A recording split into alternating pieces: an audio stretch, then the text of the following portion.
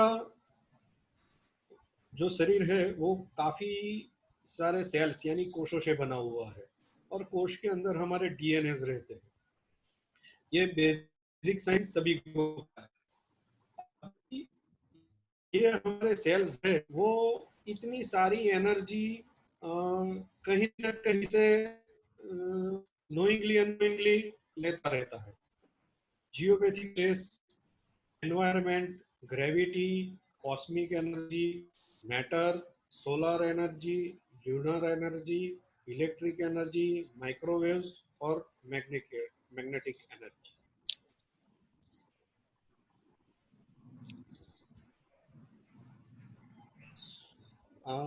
हमारा जो देवता है सन, सूर्य, वो हमको काफी सारे रेज देते हैं। ये cosmic, gamma, X ray, ultraviolet, infrared, microwaves, short radio, long radio. जो सेंटर में रखा है वो विब्ग्योर, जो हमारे ह्यूमन बीइंग्स के लिए काफी इंपॉर्टेंट चीज है। बाकी सारी चीजों मतलब बाकी दूसरे जो वेव्स है वो हमारे लिए इतने उपयोगी नहीं है जितना कि ये विब्ग्योर है।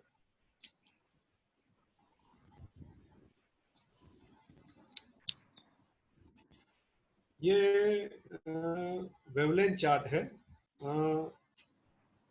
इसके एरिथमेटिक डेटा में हम नहीं जाएंगे, बेसिक ही समझे कि मतलब ये शॉर्ट वेवलेंथ है वो गामा रेज है, उससे थोड़ी ज्यादा रहेगी वो एक्स रेज है, ये हमारा विब्ग्योर है। और जैसे वेवलेंथ बढ़ती जाएगी तो वो इंफ्रारेड में आएगा, माइक्रोवेव में आएगा और रेडियो वेव में आएगा। इसको हम थोड़ा साइज के हिसाब से समझे तो जो एटॉमिक न्यूक्लियस है उसका जो साइज रहता है, मतलब आप सोच लो कि हम उसको आंख से देख भी नहीं सकते, वो गामा रेज है। उससे थोड़ा बड़ा रहेगा एटॉम्स, तो वो एक्सरे रहेगा। मॉलिक्यूल्स जो है मतलब एटॉम्स सब मिलके जो मॉलिक्यूल्स बनता है वो अल्ट्रावायलेट रहेगा। फिर प्रोटोजन्स, मतलब ये इंक्रीजिंग साइज में है। ह्यूमन जो है वो माइक्रोवेव और रेडियो वेव, और बिल्डिंग का जो बड़ा साइज रहेगा वो ऑलमोस्ट अपना रेडियो वेव या उससे बड़ी साइज में रहेगा। ये सिर्फ आपको मतलब साइज वाइज पता चले, इसमें ये स्लाइड दिखाया गया है। बाकी इसका जो एरिथमेटिक डेटा है वो अपने को समझने की इतनी जरूरत नहीं है, क्योंकि हम बहुत बेसिक लेवल पे अभी इसको अंडरस्टैंड कर रहे हैं। तो हमने आगे देखा कि हमारे जो सेल्स है उसके नाम सुन के इतना डरने की जरूरत नहीं है। ये स्ट्रेस मतलब स्ट्रेस नाम सुन आपको टेंशन हो जाती है, ये नया क्या होगा। हमको सिर्फ समझने की जरूरत है, ये कुछ नया नहीं है, हमारे वेदों पुराणों में भी इसका जिक्र किया हुआ। जैसे हम जानते हैं कि हमारा अर्थ जो है जहाँ हम रहते हैं वो मैग्नेट है, उसका नॉर्थ पोल है, साउथ पोल है। बचपन में जब हम साइंस में पढ़ते थे तो ये एक मैग्नेट है और उसके ऊपर आप जो हम लोखंड के बारीक पाउडर्स वगैरह डालते थे तो ऐसे कुछ बनता था। तो ये है मैग्नेट के इलेक्ट्रिक फ्लक्स। तो जैसे मैग्नेट के इलेक्ट्रिक फ्लक्स है तो हमारा पृथ्वी भी एक मैग्नेट है, तो उसके भी इलेक्ट्रिक फ्लक्स है।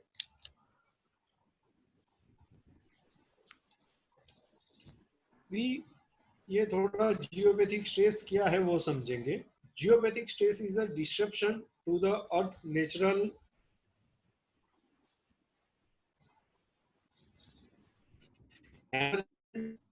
causing harmful radiation to emit from the earth surface। मतलब कि ये थोड़ा स्लाइड इसके हिसाब से हम देखेंगे तो क्या होता है कि मैग्नेटिक रेज अंदर से पृथ्वी में से आते रहते हैं। अभी हम जानते हैं कि पृथ्वी के अंदर बहुत सारे अंडर स्ट्रीम्स भी रहते हैं। वाटर वेन्स है, ऑयल वेन्स है, काफी वेन्स हम लोगों ने क्रिएट किए, कुछ टनल बनाया, ऐसा किया। तो उसकी वजह से क्या होता है कि ये रेज डिस्टर्ब होते हैं, और जो भी एनर्जी हमारे अर्थ सरफेस के ऊपर आती है वो डिस्टर्ब होके आती है। जैसे कि ये यहाँ से मैग्नेटिक वेव्स आ रहे हैं, बीच में हमारी ये वाटर वेव्स आ गई, तो ये चीज मतलब वेव्स उससे रुकेंगे नहीं, लेकिन वो थोड़े डिस्टर्ब, जो नेचुरल फ्रीक्वेंसी उसकी जो यूनिवर्स ने क्रिएट की है वो डिस्टर्ब हो गया आएगी, और ये अर्थ क्रस्ट से एमिट होगी।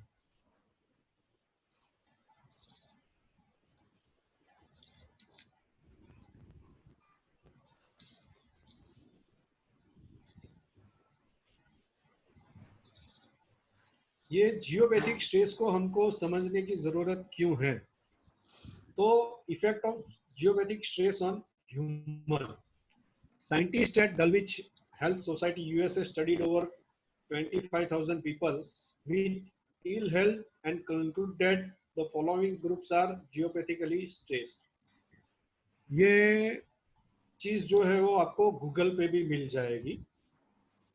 कई बार हमको ऐसा होता है कि हम डॉक्टर के पास कई कंप्लेन लेके जाते हैं कि सर ऐसा हो रहा है, वैसा हो रहा है।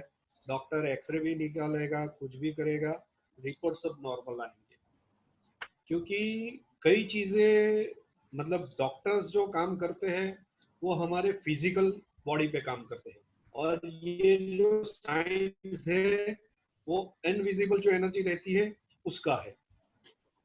तो ये जो रिसर्च हुआ उसमें जो कंक्लूजन आया कि 100% of people who get secondary cancer.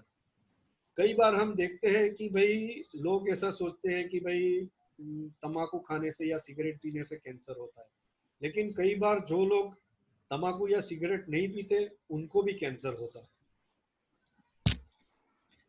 फिर ब्रेस्ट कैंसर, लंग कैंसर, शरीर में जितने भी कैंसर है उसमें एक बहुत सारे जो टाइप्स है वो ये जियोपैथिक स्ट्रेस की वजह से है। कई बार हमने सुना भी होगा कि हमारे दादा परदादा है वो बोलते थे कि भाई कुएं के ऊपर या जहाँ पे बोरिंग रहता है उसके ऊपर नहीं सोना चाहिए। तो उसकी वजह यही थी कि बोरिंग जो है वो हम वाटर वेन्स के ऊपर करते थे, कुएं जो हम वो वाटर वेन्स के ऊपर करते थे, तो उसके अंदर से 100% ये जियोपैथिक स्ट्रेस आता ही रहता है। इसकी वजह से जो है हमारी इम्यून सिस्टम इफेक्ट होती है, और कैंसर के सेल, जैसे मेडिकल साइंस भी कहता है कि हर एक की बॉडी में कैंसर के सेल्स रहते हैं, लेकिन हमारी इम्यूनिटी सिस्टम जितनी पावरफुल होगी उतना वो कैंसर के सेल पॉपअप नहीं होते। जैसे ही हमारी इम्यून सिस्टम डाउन होगी ये सेल अपना काम चालू करना चालू कर देते हैं। Importance in male female fertility issues. आजकल ये बहुत ही ज्यादा इश्यूज हो गए हैं। डॉक्टर्स लोग सब रिपोर्ट करते हैं, सब कुछ होता है, लेकिन उसमें रिपोर्ट सब नॉर्मल आता है लेकिन रिजल्ट्स नहीं मिलते। तो वो टाइम पे ये थोड़ा जियोपैथिक स्ट्रेस लेवल चेक करना जरूरी हो जाता है। 80% of woman who have a miscarriage, ये भी इश्यूज आजकल बहुत बढ़ गए हैं, क्योंकि हमने बहुत सारी चीजें डिस्टर्ब करके रखी है। अर्थ के साथ हम हर ब दिन हर कुछ ना कुछ खेल करते ही रहते हैं। 70% of people who are allergic to food और ड्रिंक्स। जैसे मैंने बताया कि हमारी इम्यून सिस्टम थोड़ी सी भी डाउन होगी तो कुछ ना कुछ हमारी बॉडी के अंदर प्रॉब्लम्स आएंगे ही आएंगे। Post viral fatigue sufferers, accidents prone area due to GS.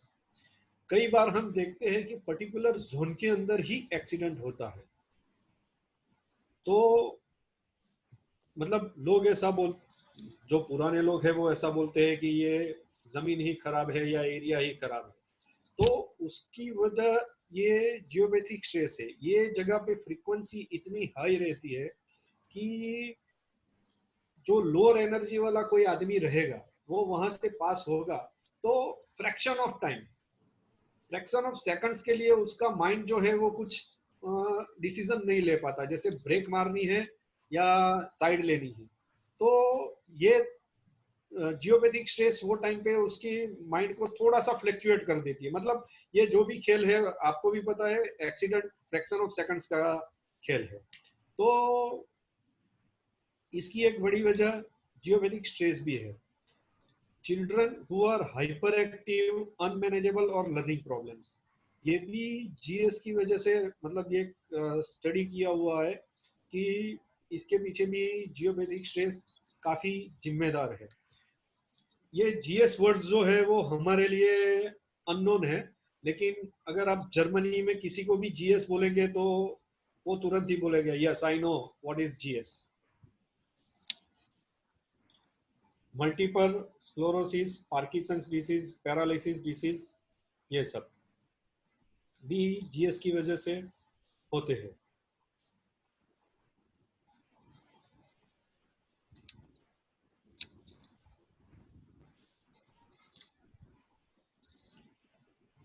ये थोड़ा ग्राफिकल स्लाइड्स के हिसाब से हम समझेंगे कि जीएस में एक्चुअली होता क्या है। जैसे कि ये कोई मैग्नेटिक फ्लक्स की लाइन है और ये हमारी कुछ वेन्स जा रही है। तो जहां जहां पे भी ये नोडल पॉइंट्स बनेंगे या वो लाइन पे ऊपर कुछ वेजिटेशन होगा या कुछ ग्रास होगा या मतलब रोड जा रही होगी, तो ये जो है वो एक्सीडेंट प्रोन एरिया हो जाएगा। ये अंदर जो कैंसर्स, मतलब कई बार मैं आगे भी स्लाइड्स में हम देखेंगे कि ट्रीज के ऊपर बड़े बड़े गांठ जैसा, मतलब ट्यूमर्स जैसे दिखाई देते हैं। कई बार ये जो एरिया है वो काफी हाई एनर्जी एरिया रहता है। इसकी वजह से जब मौसम, बारिश के मौसम में जब होती है तो बिजली सीधा ये मतलब ये एरिया उसको कैच कर लेगा, क्योंकि बहुत हायर एनर्जी रहती है यहाँ पे और बिजली के अंदर भी बहुत हायर एनर्जी रहती है। जैसे कोई हमारा घर उसके ऊपर भी बनता है और शायद हमारा बेड उसके ऊपर आ गया, तो कौन सी लाइन पे से वो बेड है या हमारा कोई शरीर का कोई पार्ट आ रहा है, उसकी वजह से उसकी इफेक्ट प्लस माइनस होती रहती है।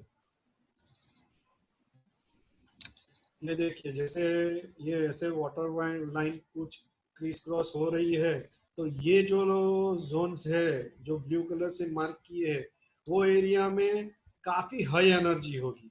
और मतलब हमारी बॉडी भी एक एनर्जी है, लेकिन हम इतनी हाई एनर्जी एब्जॉर्ब नहीं कर पाते या हमारी बॉडी उसके लिए बना ही नहीं गई है। तो हमारा बॉडी का सिस्टम थोड़ा डिस्टर्ब हो जाता है।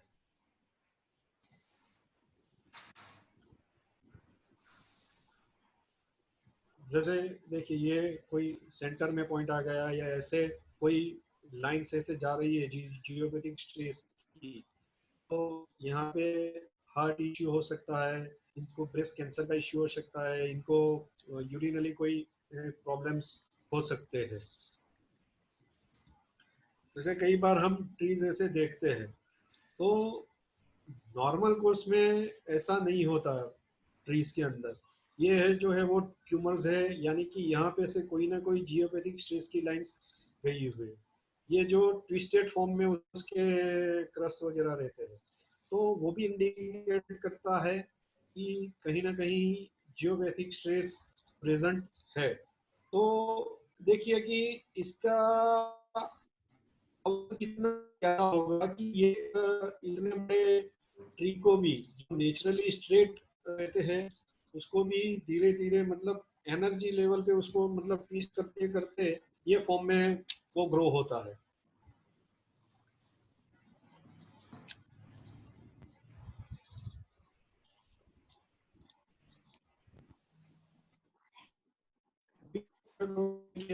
काफी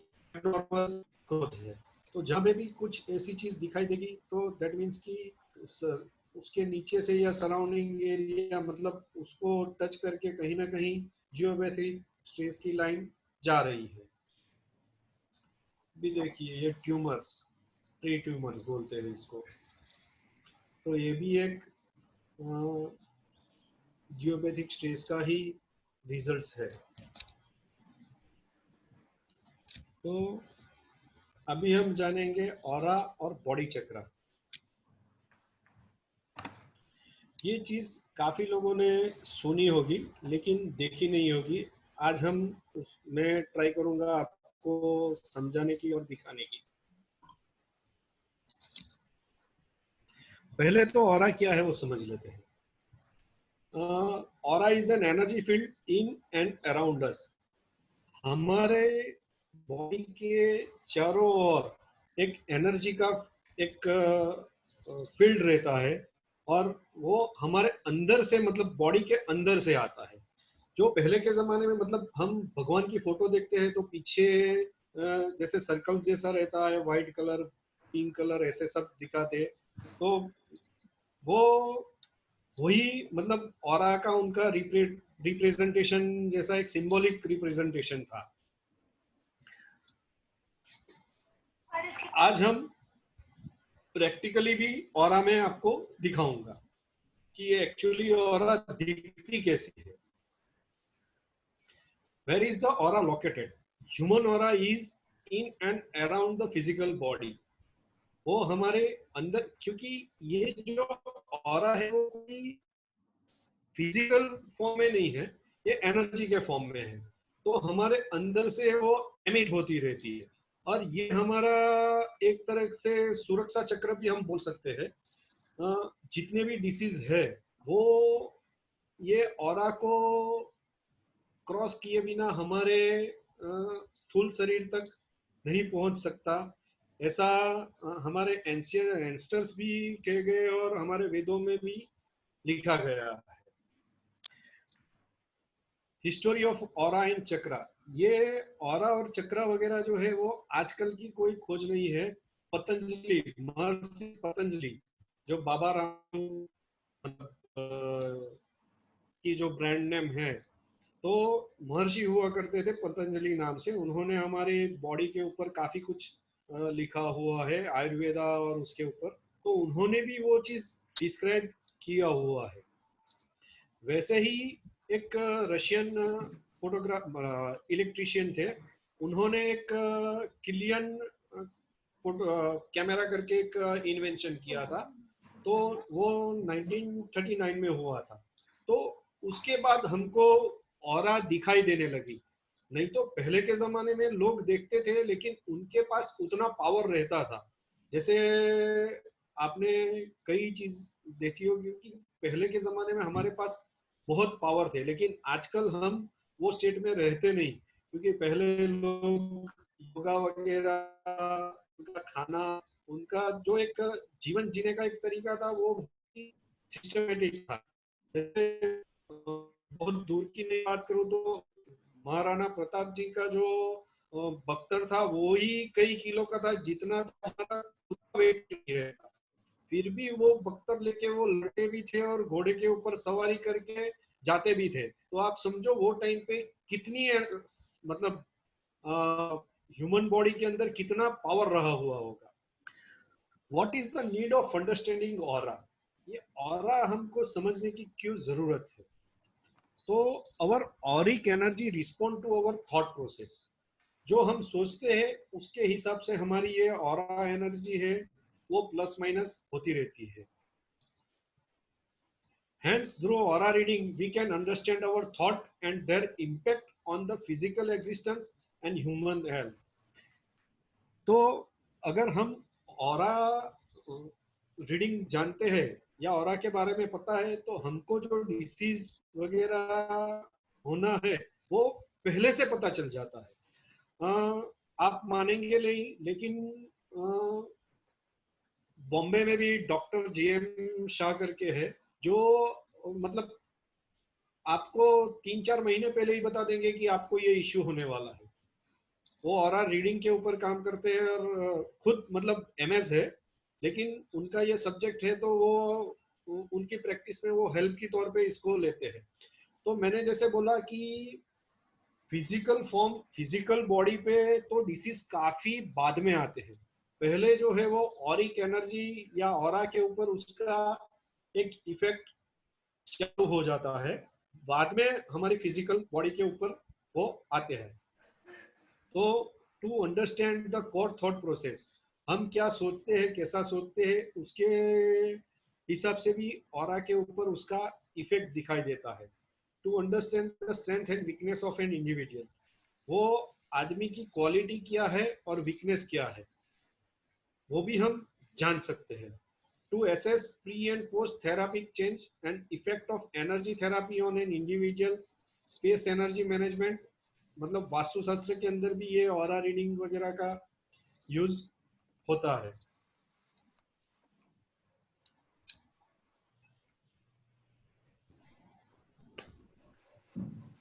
ये है हमारी, ये अभी सिंबॉलिक फॉर्म में है। पहले के जमाने में हमारे वेदों में भी कहा गया है कि हमारे 7 शरीर रहते हैं। पहला जो है, ये यही आप समझ लिए कि हमारा ये स्थूल शरीर है, और ये जो चीज है वो ऑरा है। ये अभी एक फोटो या उसके स्वरूप में है, रियल ऑरा भी हम देखेंगे। तो ये 7 शरीर हमारे कौन कौन से हैं? पहली जो है वो इथरिक बॉडी, यानी हमारा स्थूल शरीर। ये वाला जो आया वो हमारा स्थूल शरीर बोलते हैं। तो रेड कलर की ये जो चीज देखते हैं वो ये इथरिक बॉडी है। मतलब ये स्थूल शरीर की है, मतलब एनर्जी तो ये पूरा सातों सात फील्ड है वो अपना इसी के ऊपर डिपेंड है। लेकिन जो स्थूल शरीर का जो मेजर पार्ट है वो ये रेड लाइन के रूप में आपको दिखाई दे रहा है। फिर होती है हमारी एक इमोशनल बॉडी, प्राण शरीर उसको बोलते हैं। फिर आती है हमारी मेंटल यानी सूक्ष्म शरीर, जो हम सोचते हैं वो सब उसके ऊपर रिप्रेजेंट होता है, यानी ये येलो कलर्स जो है वो है। फिर हमारी होती है एस्ट्रल बॉडी, कारण शरीर, जो हम साथ में लेके जाते हैं। मतलब हमारे वेदों के अंदर भी कहा गया है कि कर्म का फल जो बोलते हैं ना, ये चीज वो है कि जो हम क्या करते हैं। अभी लोग बोले किसने अगला जन्म होगा कि नहीं होगा क्या नहीं, लेकिन कई बार आप देखो कि एट अ टाइम, जैसे कि अभी बोले तो एक फॉर एग्जांपल आज बलसाड़ के अंदर एट अ टाइम 5 बर्थ हुए होंगे, लेकिन वो पांचों 5 बर्थ अलग जगह पे हुए हैं। कोई झुपड़पट्टी में हुआ होगा, कोई मर्सिडीज वाले के यहाँ हुआ। तो प्लेनेटरी पोजीशंस तो सबकी सेम है, फिर भी उनकी जो इम्पैक्ट है वो अलग अलग है। तो जो हम पिछले कर्मों का कर्म मतलब जो बोलते हैं ना, वो है ये कारण शरीर। फिर है ये इथरिक टेम्पलेट, महाकारण शरीर। सेलेस्टियल बॉडी चैतन्य शरीर, और कैथरिक बॉडी विराट शरीर। जैसे महाभारत में जब अर्जुन को सब कृष्ण भगवान समझा रहे थे और विराट स्वरूप का दर्शन करवाया था ऐसा बोलते, तो उन्होंने अर्जुन को ऐसी दिव्य दृष्टि दी थी, उतना पावर दिया था कि ये सातों सात शरीर वो देख सके एक साथ में। तो वो टाइम पे कृष्ण भगवान ने अपनी ऑरा अर्जुन को दिखाई थी।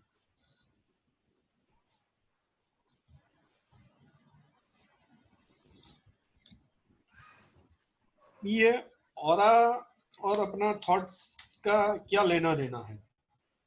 तो एक ऐसे एक सीक्वेंस है कि जो हम सोचते हैं उसके हम इमोशंस हमारे क्रिएट होते हैं।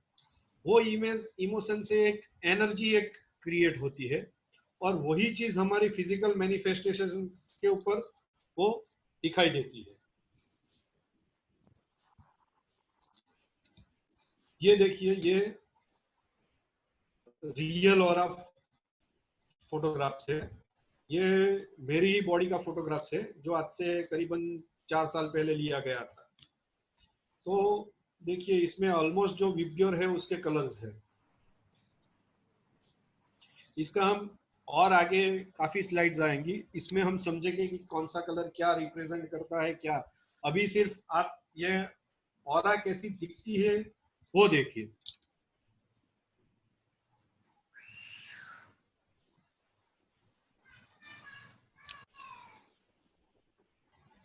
ये मैंने एक ध्यान शिविर अटेंड किया था, तो वो टाइम पे पहले के सब फोटोग्राफ्स थे और 4 दिन के बाद वापस वही टाइम पे फोटोग्राफ्स लिए गए थे। तो उसके अंदर क्या फर्क आया था, तो ये बिफोर के है और ये आफ्टर का है। ये देखिए ये 4 दिन काफी ध्यान और वो सब करने के बाद ये थोड़ा सा साइज इसका बढ़ गया था। ये वायलेट कलर भी है जो ये थोड़ा सा ज्यादा आपको दिखाई देगा यहाँ पे कंपेयर टू अर्लियर। ये जो बैक का जो फोटोग्राफ्स है, देखिए यहाँ पे पहले ये ब्लू स्पॉट्स जैसे कुछ थे, बाद में वो निकल गए। यहाँ पे भी ये कुछ प्रॉब्लम्स था, वो भी देखिए यहाँ पे निकल गए। तो ये ध्यान वगैरह करने से, जैसे मैंने बोला कि अपना थॉट प्रोसेस से भी हमारी ऑरा के ऊपर काफी कुछ फर्क हो सकता है।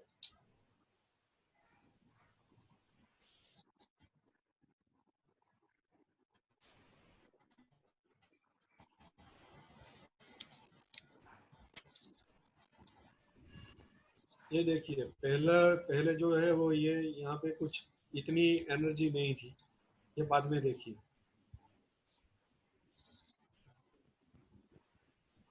इसमें भी साइज,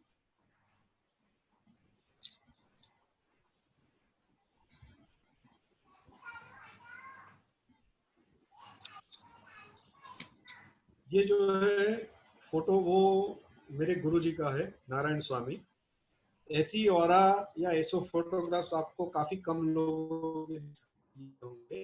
इनके ऊपर रिसर्च हुआ था वो टाइम पे, किलियन फोटोग्राफी की गई थी। देखिए उनकी ऑरा में जो पीछे है वो ये ऐसे व्हाइट कलर, जो सन पुरुष या बहुत हायर एनर्जी के ऊपर काम करते हैं, उन्हीं की ये ऑरा ऐसे व्हाइट या पर्पल ऐसे कलर्स में ट्रांसफर होती है। इनके ऊपर रिसर्च के लिए ही ये सब फोटोग्राफ्स लिए गए थे कि सही में इनके पास इतना पावर है कि नहीं है, क्या है, वो सब जानने के लिए फॉरेन से एक स्टडी हुआ था, उसमें ये सब फोटोग्राफ्स लिए गए थे।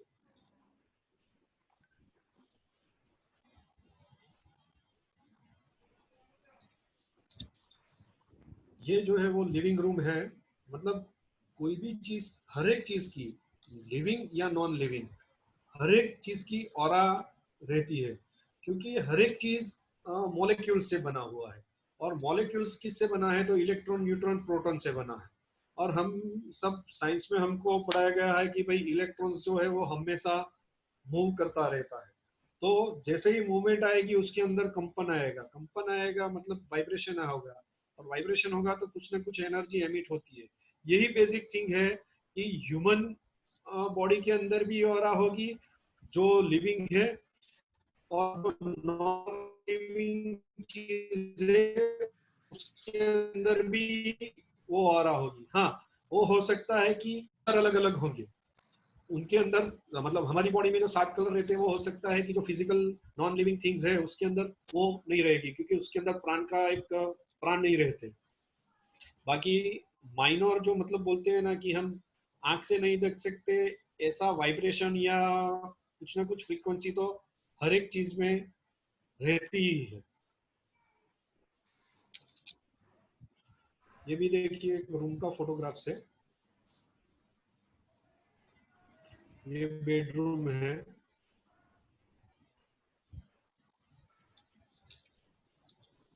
अभी सिर्फ आप समझ लीजिए क्या कलर क्या रिप्रेजेंट करता है, वो भी हम थोड़ी देर में समझेंगे। ये मैं पहले आपको फिजिकल फॉर्म में इसके लिए दिखा रहा हूँ कि आपको समझ में आएगा कि ऑरा एक्चुअली दिखती कैसी है, क्या है।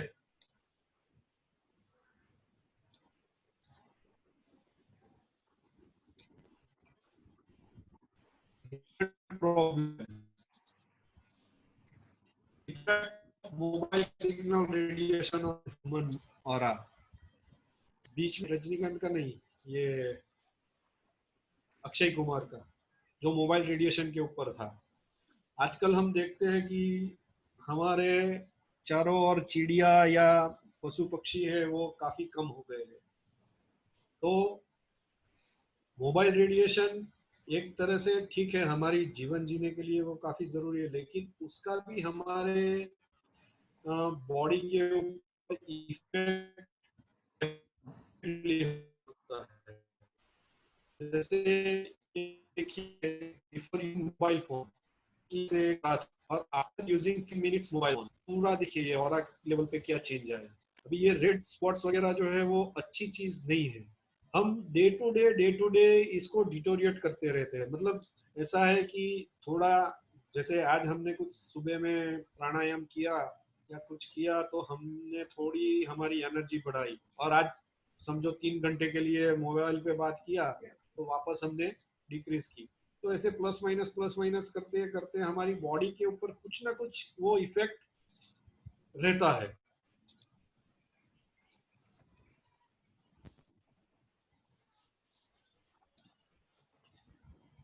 अभी हम समझेंगे कि कौन सा कलर,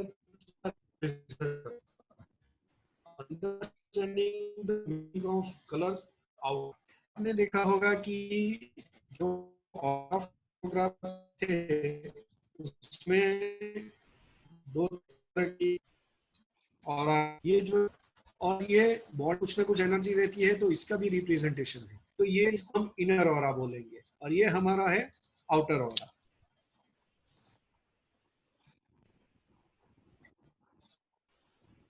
तो the predominant colour represent predominant thought process the outer world.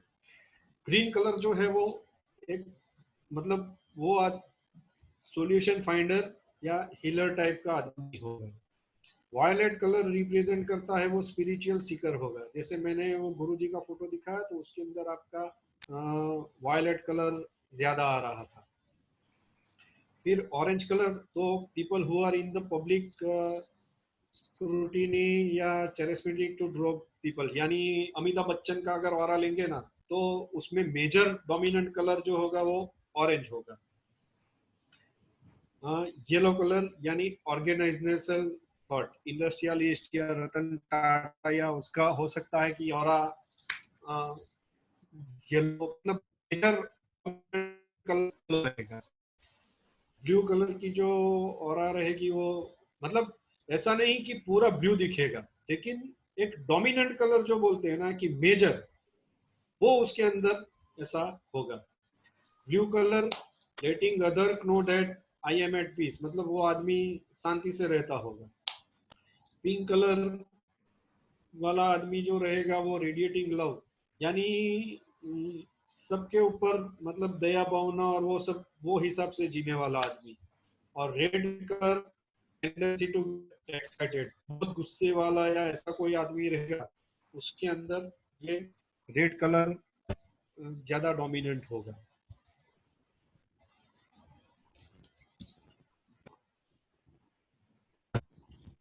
Understanding the meaning of missing colour in the outer aura. जो कलर है वो तो अच्छा है, लेकिन जो कलर नहीं है उसके भी कई सिम्टम्स है।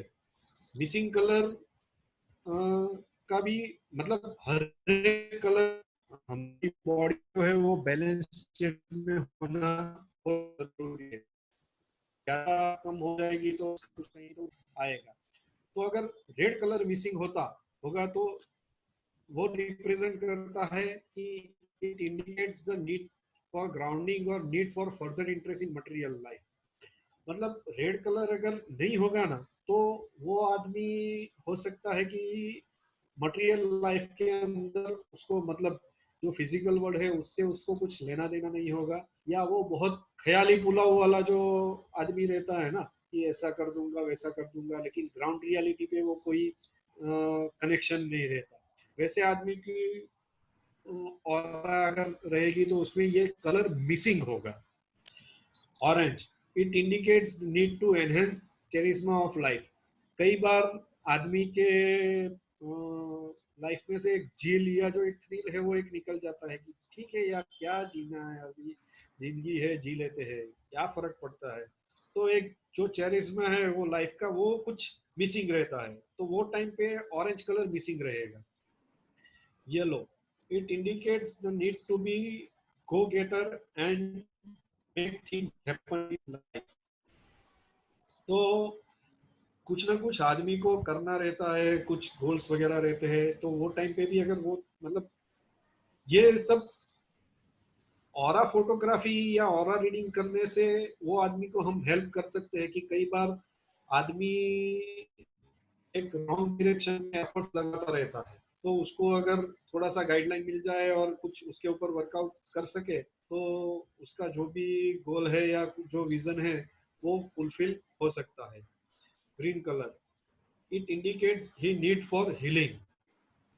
ग्रीन कलर मिसिंग होगा तो मतलब कि वो आदमी की बॉडी कुछ ना कुछ डिटोरिएट हो रही है और कहीं ना कहीं से कुछ डिसीज है वो एंटर होने वाले हैं। फॉर कलर मिसिंग होगा तो मतलब वो आदमी को शांति नहीं रहेगी, वो आदमी कहीं कहीं ना कहीं मतलब उसका मन जो है वो भटकता रहता है, रात को सो नहीं पाएगा या कुछ मतलब थॉट प्रोसेस में भी उतना पावर नहीं है। Violet color, it indicates the need for spiritual insight। Violet colour अगर मिसिंग होगा तो वो दिखाता है कि उसको स्पिरिचुअल वर्ल्ड से कुछ लेना देना नहीं है, मतलब वो भगवान या ये कर्म या वो सब चीजों में बिल्कुल नहीं करता।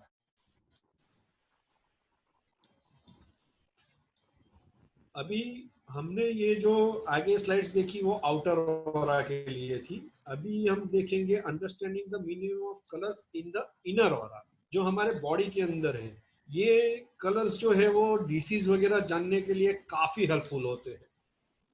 The inner aura can show who we really are, it shows our true nature. जो हम हैं उसी को दिखाता है, क्योंकि जैसे मैंने बोला कि जो हम थॉट करते हैं वो थॉट से हमारे इमोशन बनते हैं, इमोशन से के ऊपर रिप्रेजेंटेशन होती है। If the outer aura shows blue यानी peaceful colour, it is possible that he may be pretending to be peaceful when we are not from the inside। मतलब बाहर की ओर दिखा रही है कि वो आदमी पीसफुल है, लेकिन अगर अंदर ये कलर्स का कुछ डिस्टर्बेंस होगा तो वो अंदर से उतना पीसफुल नहीं है। वो बॉडी मांग रही है कि वो पीसफुल, मतलब सॉल उसका चाहता है पीसफुल होने के लिए, लेकिन बॉडी पीसफुल नहीं होने देती है। मरून कलर रिप्रेजेंट करता है स्टेट या लोएस्ट वाइब्रेशन। एक स्लाइड में आगे दिखा देता हूँ थोड़ा, तो आपको समझ में आएगा मैं क्या कहना चाहता हूँ। ये एक नी की फोटो है, मतलब घुटने जो है वो देखिए यहाँ पे ये जो है। We are unable to see, sir. Hello, Yeah, I think so. It is still stuck on. Huh, yeah, now we can see. देखिए ये मरून कलर्स जो है, तो मतलब घुटने के ऊपर ये आदमी को काफी प्रॉब्लम है, मतलब घुटने मतलब पेन होता है या कुछ ना कुछ प्रॉब्लम। और हो सकता है कि ये आदमी को पता भी नहीं हो, ये अर्ली स्टेज में होगा, जैसे अभी मतलब 1-2 महीने से चालू हुआ होगा तो वो आदमी को पता नहीं चलेगा, लेकिन 6 महीने के बाद उसके पैरों के अंदर कुछ ना कुछ तकलीफ आएगी, क्योंकि ये जो एनर्जी डिटेरिएट होते होते होते मतलब ऑलमोस्ट समझिए ना 5 से 6 महीने होता है। स्टेज में अगर ये और फोटोग्राफ हो गई और मतलब वो पता हमको चल गया कि भाई नी में प्रॉब्लम आने वाला है, तो उसका पहले से प्रिकॉशन ले सकते हैं और उसके ऊपर हम कुछ वर्क कर सकते हैं।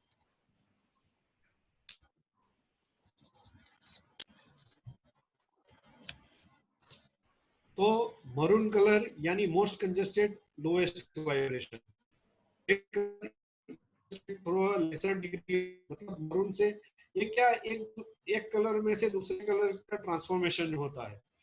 तो मतलब रेड कलर यानी वो लेवल तक भी नहीं पहुंचे, लेकिन मरून से थोड़ा कम। पिंक यानी हीलिंग इन प्रोग्रेस, ब्लू यानी हीलिंग, कुछ अभी रिसेंट कुछ हुआ हो, मतलब कहीं से उन्होंने रैकी या हीलिंग या कुछ ना कुछ किया है, तो वो ब्लू टाइप कुछ रिप्रेजेंट करेगा। ग्रीन इश्यू वैसे वैसा चक्रा बट हिट रिसेंटली, मतलब जैसे मैंने आपको एक मेरा ऑरा दिखाया था, था बाद में वो ग्रीन हो गया, एक्सरसाइज जो मेरी थी, तो वो हुआ था मेरा जो ध्यान शिविर है उसका। तो मतलब मैंने योगा या ध्यान किया या सर्टेन एक्सरसाइज की, उसकी वजह से वो चीज हिल हो गई। Yellow practicality, pragmatic behavior, systematic nature, need to control, like take charge। Orange जो है वो रिप्रेजेंट करता है one could be popular for positive virtue related to the corresponding chakra। Violet, one has resolved the issue related to corresponding chakra, spiritual insight। Indigo, one has resolved the issue related to corresponding chakra with creative insights and ideas। ये चक्र words आपने सुना होगा, आगे हम वही उसी के ऊपर जाने वाले हैं, तो वहां पे आपको थोड़ा बेटर समझ में आएगा। इन शॉर्ट इतना समझ लीजिए कि ऑरा के अंदर हमारा जो कुछ भी प्लस माइनस होता है, उसका हमारी फिजिकल बॉडी पे बाद में, आज नहीं तो कल, कुछ इफेक्ट आने वाला है, वो का है, वो हमारा डिसीज के मेंटल डिस्टर्बेंस या कुछ ना कुछ तो वो इफेक्ट आएगा, वो डेफिनेट है।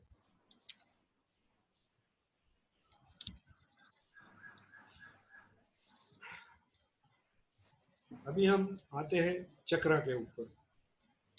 आजकल जो योग और वो काफी फेमस हो गया है, तो कई लोगों ने सुना होगा चक्रा, बॉडी चक्रा, या मतलब ये कोई फिजिकल फॉर्म में बॉडी के अंदर नहीं होता है, या ये कोई ऑर्गन नहीं है, ये सिर्फ है वो हमारे एनर्जी सेंटर्स है। Chakras are the centres in our body where energy is concentrated and moves like a wheel in a circular fashion। मतलब एक जो पॉइंट रहता है, वहां से पूरी एनर्जी हमारी बॉडी में एमिट होती है, तो वही पॉइंट को सब चक्रा कहा गया है। पहला चक्र है हमारा रूट चक्र, उसको बोलते हैं मूलाधारा। फिर आता है स्वादिष्ठान चक्र, सैक्रल चक्र। मैं हमारे जो शास्त्रों के नाम है वो भी दिखा रहा हूँ, और ये जो इंग्लिश वर्ड से मतलब आए हैं वो भी मैं आपको समझा रहा हूँ। तो स्वादिष्ठान यानी सैक्रल चक्र, मणिपुर का नेवल चक्र, अनाहता यानी हार्ट चक्र, विशुद्ध यानी थॉट चक्र, आज्ञा चक्र यानी ब्रो चक्र। अर्जुन को जो दिव्य दृष्टि दी थी ना, वो टाइम पे ये चक्र जो है ना, वो एक्टिव कर दिए थे कृष्ण जी ने। तो उसको एक देखने के लिए एक ऐसा साइट मिला कि उन्होंने वो मतलब विराट स्वरूप के दर्शन कर सके। फिर आता है ये सहस्त्रार चक्र यानी क्राउन चक्र।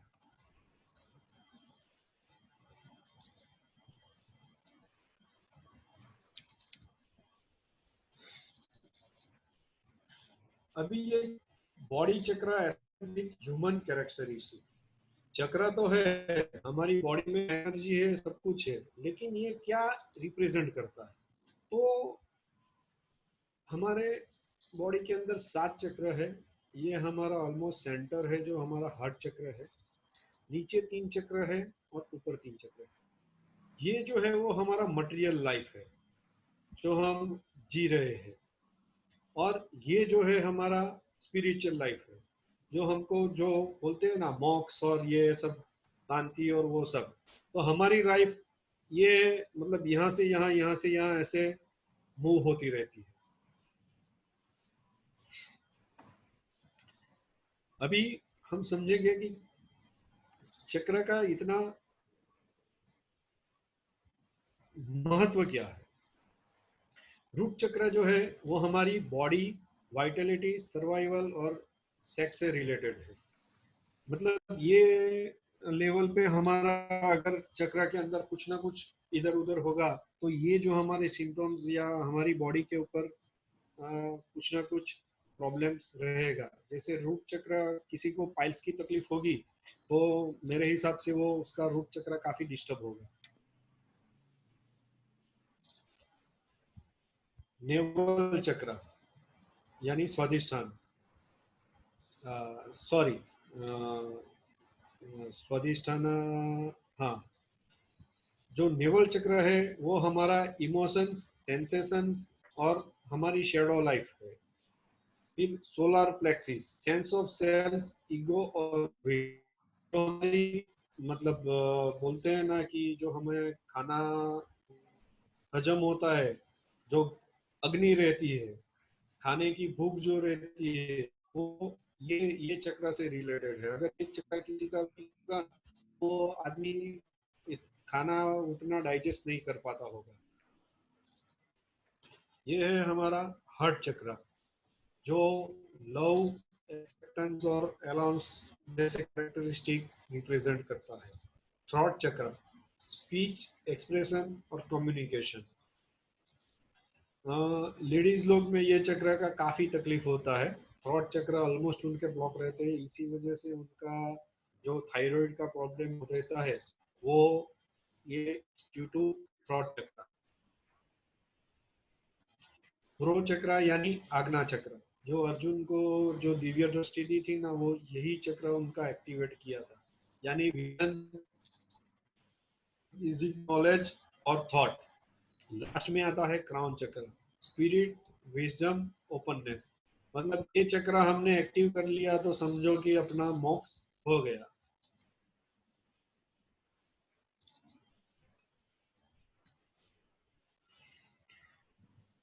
अभी हम मेजर जो ग्लैंड सिस्टम है उससे हमारा बॉडी चक्र के साथ क्या कनेक्शन है वो देखेंगे। मतलब हम बोलते हैं कि चक्र डिस्टर्ब हो गया तो ऑर्गन में ये तकलीफ हो गया, लेकिन क्यों होता है ऐसा?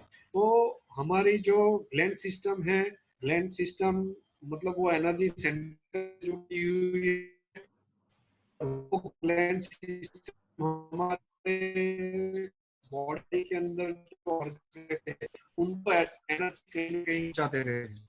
तो जैसे सिस्टम डिस्टर्ब होगा हमारे जो ऑर्गन से उसके डिस्टर्बेंस आएगा। तो ये मूलाधार चक्र है, उसके साथ अपना एड्रेनल ग्लैंड जो है वो जुड़ा हुआ है। स्वादिष्ठान चक्र है, उसके साथ टेस्टिस एंड ओवरीज वगैरह जुड़े हुए हैं। मणिपुर चक्र है वो हमने पेनक्रियाटिक ग्लैंड्स जो है उसके साथ, मतलब जो आदमी को डायबिटीज होगा ना उसका मणिपुर चक्र वीक होगा, कहीं ना कहीं वो डिस्टरबेंस होगा, तो वो पेनक्रियाज है वो काम नहीं होता करता और इंसुलिन जो है वो क्रिएट नहीं होता। अनाहत चक्र, थाइमस ग्लैंड है उसके साथ वो कनेक्टेड है।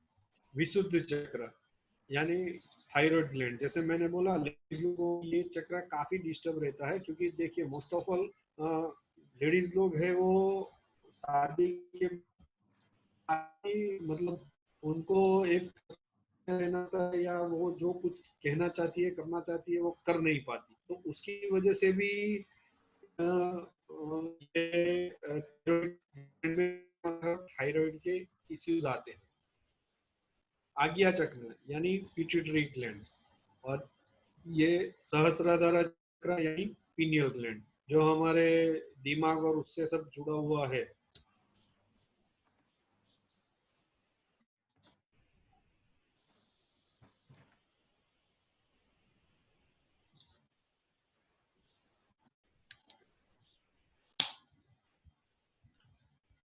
ये बीज मंत्र फॉर बॉडी चक्र, मतलब ये जो है वो एक तरह से दवाई आप बोल सकते हैं। मतलब कोई भी चक्र को अगर आपको बैलेंस करना रहा तो इसके ये बीच में अगर आप चैंटिंग करेंगे तो वो चक्र के अंदर धीरे धीरे एनर्जी आना चालू हो जाएगी। मतलब ये ऐसा नहीं कि एक रात में हो जाएगा, इट्स अ प्रोसेस। तो अगर रूट चक्र के लिए कुछ तकलीफ है तो हम लम ऐसे बोलेंगे, एक इसकी एक रिदम रहती है, वो हिसाब से बोलना रहता है। फिर स्वादिष्ठाना के लिए वम है, मणिपुरा चक्र के लिए रम है, अनाहत चक्र यानी अपना हार्ट चक्र के लिए यम है, अपना ये थ्रॉट चक्र के लिए हम है, जो थर्ड आई यानी आज्ञा चक्र बोलते हैं उसके लिए ओम है। और यहाँ पे कुछ भी नहीं है, मतलब ये चक्र के ऊपर आप चले गए तो आप यूनिवर्स पे चले जाएंगे, साइलेंस में चले जाएंगे।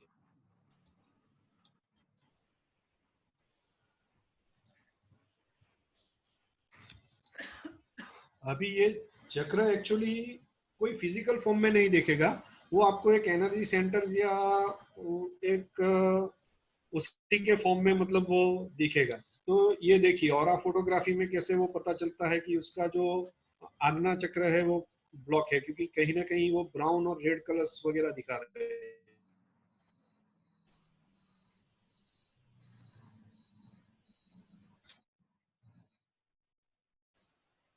देखिए थर्ड आई मतलब रेड जैसा spot है, तो मतलब कहीं ना कहीं से थर्ड आई के अंदर मतलब ना चाहे वो कुछ कुछ वजह से किया हुआ है। और ओपन बैक हार्ट चक्र मतलब उनका हार्ट चक्र काफी खुला हुआ है, ऑलमोस्ट ग्रीन कलर जैसा है।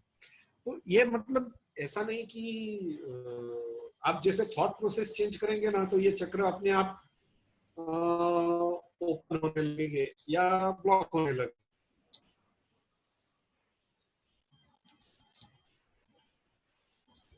डायगोनल फ्रंट थ्रॉट चक्र देखिए, ये काफी कंजेशन है, यहाँ पे ब्राउन और रेड कलर ही दिख रहा है।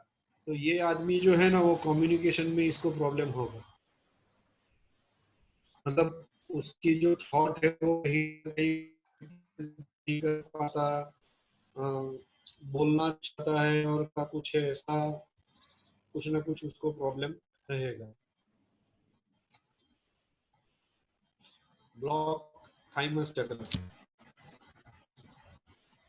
यानी ये यहाँ पे कुछ ना कुछ कहेंगे, इससे रिलेटेड जितने ऑर्गन्स है वो कहीं ना कहीं मतलब उसके अंदर एक डिटोरेशन या कुछ ना कुछ तकलीफ चालू हो जाती है, और फिर वो अपने को 5-6 महीने 7 महीने के बाद वो फिजिकल फॉर्म में अपने सामने आती है।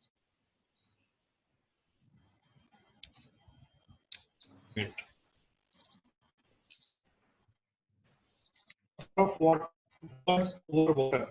Can water be affected by our words? Dr. Masaru Emoto, a Japanese scientist, believes so, and he has proof.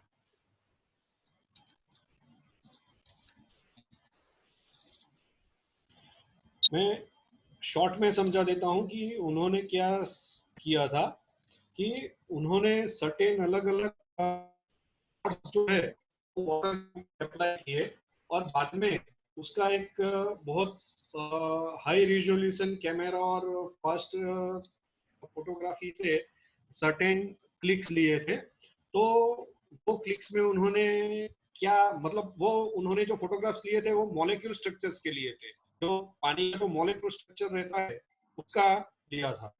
तो जैसे देखिए कि ये कंपनसेशन एक थॉट हम कुछ डालते हैं तो ये कुछ एक जो आर्टिस्टिक जैसा मॉलिक्यूल स्ट्रक्चर अपने को दिखाई देता है।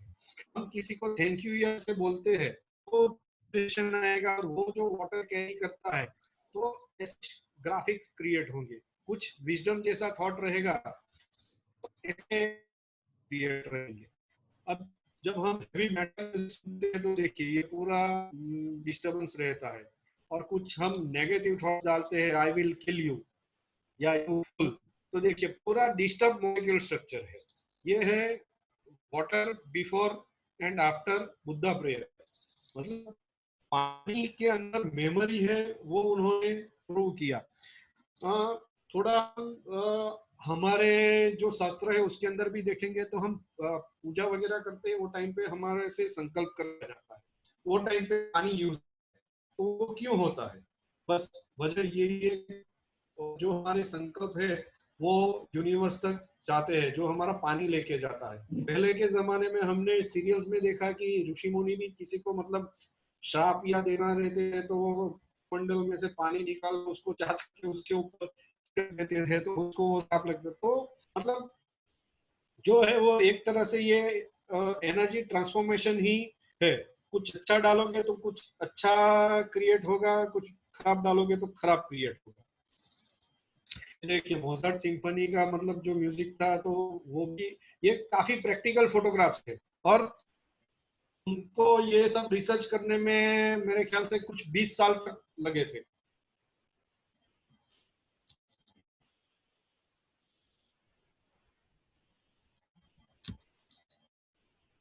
ये देखिए polluted water from Fujiwara dam, Japan का जो एक रिवर है उसमें से उन्होंने लिया था, और उसको प्रेयर से उन्होंने जांच करके उसके अंदर चेंजेस आया।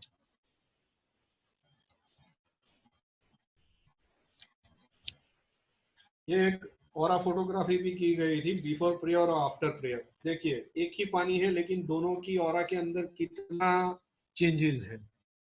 मतलब जो भी हम बोलते हैं कुछ ना कुछ करते हैं, वो पानी ग्राफ करता है। और जैसे साइंस में हमको बताया गया कि हमारा बॉडी भी 70% वाटर है, तो हम जो भी डालेंगे वो मतलब हमने कुछ बोल दिया तो ऐसा नहीं कि वो सामने वाले को लग गया, वो अपने बॉडी को भी लगेगा, क्योंकि जो वाइब्रेशन है उसको वो नहीं पता कि वो सामने वाले के बॉडी में जाना, वो बॉडी है उसी के अंदर।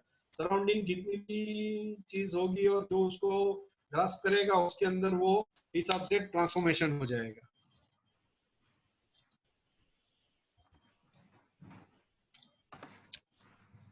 तो this is the universal thermal scanner UTS. हमारे डॉक्टर मन्यम मूर्ति, उनका इन्वेंशन है। जैसे हमारा वेबिनार चालू हुआ था उससे पहले आपको एक क्लिप दिखाई गई थी कि सैंपल डाल के यूज कर सकते। तो ये अलग अलग फ्रीक्वेंसीज है या अलग अलग एनर्जी आप बोल सकते हैं, जो भी एनर्जी आप उसके अंदर डालोगे वही चीज वो डिटेक्ट करता है। डॉक्टर मन्यम मूर्ति जो है वो न्यूक्लियर साइंटिस्ट है। उन्होंने अब्दुल कलाम के साथ, डॉक्टर अब्दुल कलाम जी जो है हमारे मतलब थे, उनके साथ भी काम किया हुआ है। और उन्होंने मतलब वेदास और उसका स्टडी करके ये एक मॉडर्न कंसेप्ट में इंस्ट्रूमेंट्स बनाया है, जो मॉलिक्यूल रेजोनेंस मतलब एमआरआई प्रिंसिपल्स जो है उसके ऊपर काम करता है। मतलब ये डीएनए के ऊपर काम करता है। मतलब आपका डीएनए अगर इसके अंदर होगा तो ये इंस्ट्रूमेंट्स आपको कहीं ना कहीं से ढूंढ लेगा।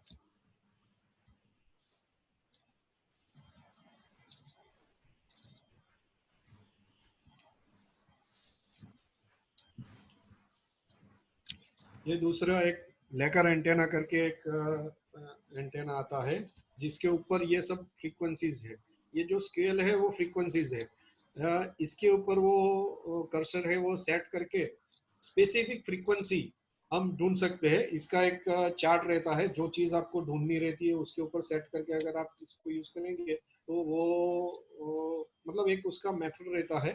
तो वो जो चीज कुछ भी चीज अपने को ढूंढना है, या बॉडी के ऊपर भी मतलब हमारे ऑर्गन्स की भी अलग अलग फ्रीक्वेंसीज रहती है, चक्र की भी अलग अलग फ्रीक्वेंसीज रहती है, तो वो सब चीज हम इससे डिटेक्ट कर सकते हैं। ये जर्मन फिजिक्स से उन्होंने बनाया था, अर्न्स्ट लेकर, तो उन्हीं के नाम से ये एंटेना मतलब फेमस है। काफी लोग इसको यूज करते हैं, मैं भी यूज करता हूँ दोनों इंस्ट्रूमेंट्स को।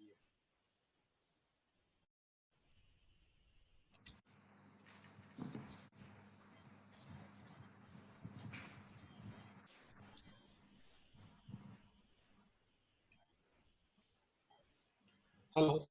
Yes, sir. We are listening. Yeah. So I think we had covered all the topics. Thank Okay. you. Yeah. Before, so we would like you to stay. I'll just run one more poll, the last poll. I understand there is a time constraint. Yeah, Kushan, if you can please. Yes.